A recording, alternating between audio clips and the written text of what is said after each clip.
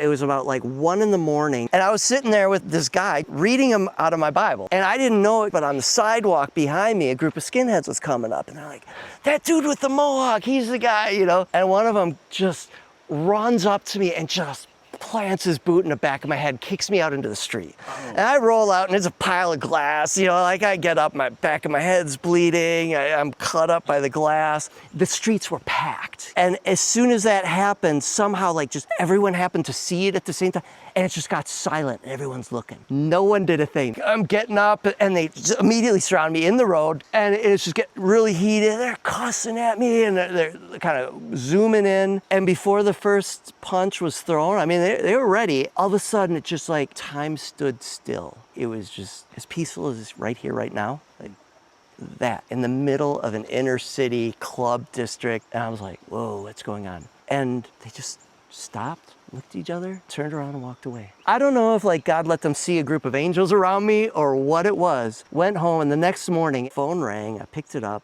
it was my dad. And he's like, are you okay? He's like, God woke me up at 1:53. I know because I woke up and I couldn't go to sleep, and I looked at the clock and said, you gotta pray for Steve. He's in trouble. And so it's just like this really cool thing, like what that did in my heart to show, wow, God uses his body. And we're all interconnected, you know? Like what was happening to me on the streets, like the Spirit of God moved. It was an amazing encounter.